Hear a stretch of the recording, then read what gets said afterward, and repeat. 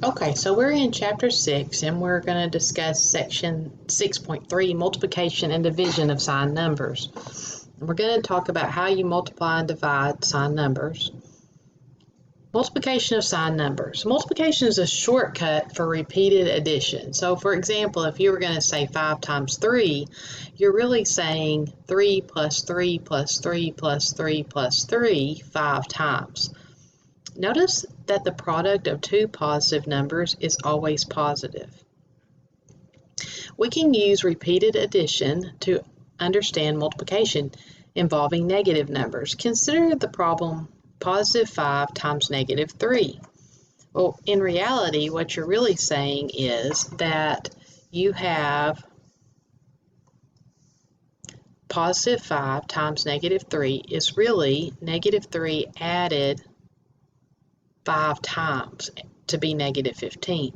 Notice that the product of a positive number and a negative number, and the word product means the answer to a multiplication problem.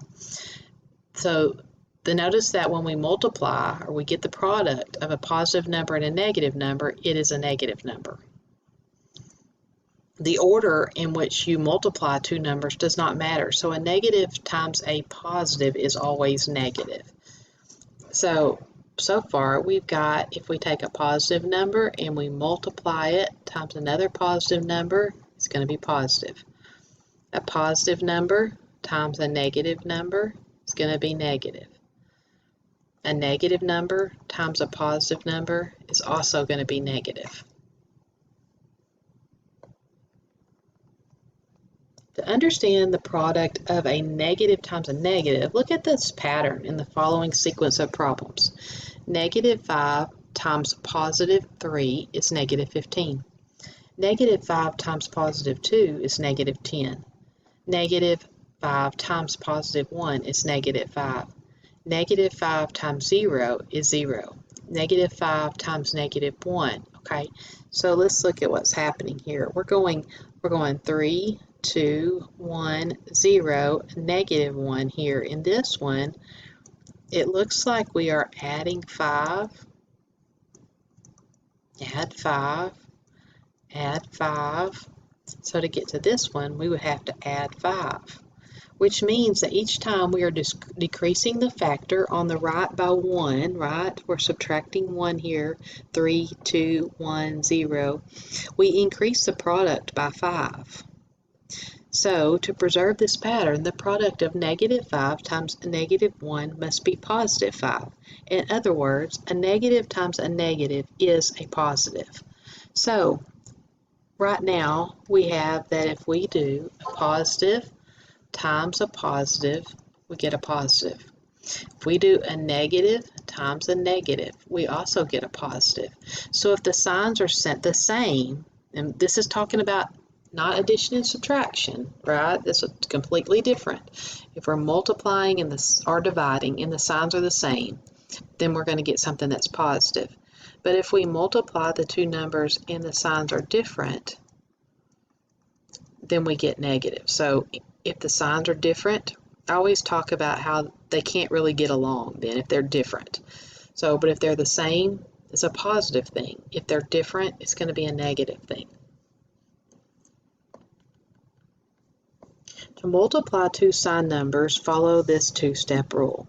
Find the product of their absolute values, attach a sign to the number. If both numbers have the same sign, positive. If the two numbers have opposite signs, then the answer is going to be negative.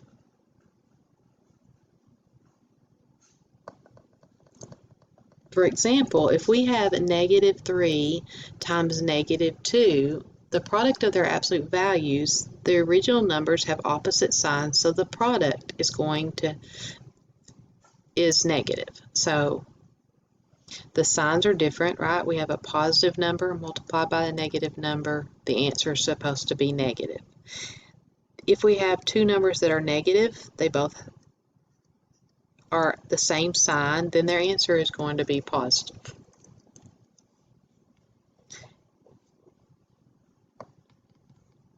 The exact same thing is going to happen when we're talking about fractions. If we have a negative times a positive, the answer is going to be negative. But we would go about everything else just the same way. You notice how they canceled out the 2 and the 4. They divided the 2 by 2 and got 1.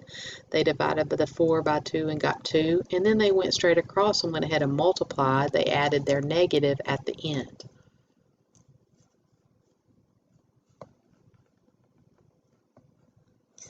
Because every two negative factors result in a positive, an even number of negative factors gives a positive answer, and an odd number of negative factors gives a negative answer. In a problem with more than two factors, count the total number of negative signs to determine the sign of the answer. Recall that division is the reverse process of multiplication. The division 24 divided by 4 can be written as the multiplication 24 equals 4 times what? In this case, the number is 6. Notice that a positive divided by a positive equals a positive. So positive divided by positive equals a positive. And it was the same rule when we were multiplying the positives.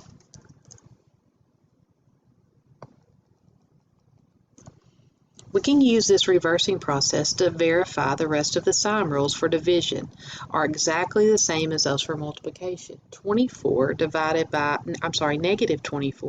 by positive 4, and we've got negative 24 divided by positive 4 is equal to, well, it's the same thing as saying positive 4 times what is equal to negative 24. Well, that would have to be negative 6. And so our signs are different.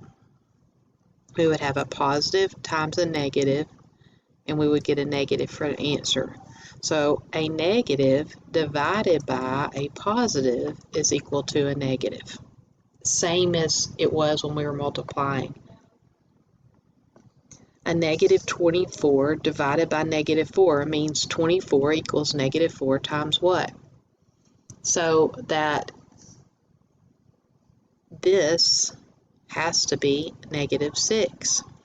A positive divided by a negative is also negative. So the positive divided by a negative is also negative.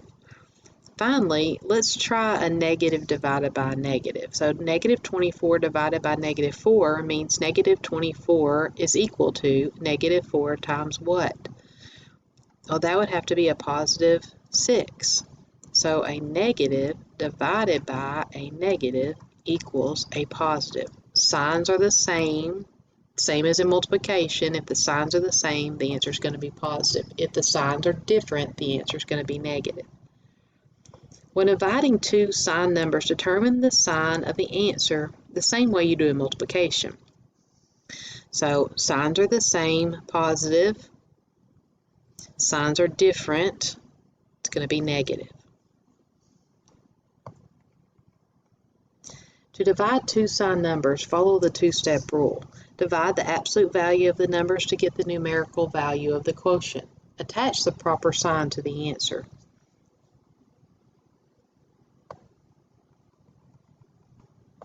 So if we're going to do 28 divided by negative 4, you really just need to consider, well, what is 28 divided by 4? That answer is 7. And then because you've got a positive divided by a negative, it's going to turn into your negative 7.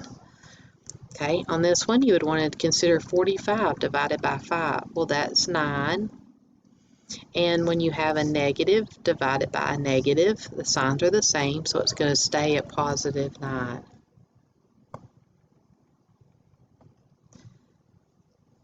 We've got the same rule here in fractions. We've got a negative divided by a positive. And remember that when we're dividing fractions, so they took away the signs first, right? So 2/5 divided by 7/10. Remember that you have to flip or do the reciprocal and change your division to a multiplication. Flip the 7/10. And then they said, well, 5 will go into 5 one time, and 5 will go into 10 two times. 2 times 2 gave me 4. 1 times 7 is 4/7. Now, we're doing a negative divided by a positive. Different sign, so the final answer would be negative. that's the end of section 3. We have one more section in chapter 6, and we'll be moving to chapter 7.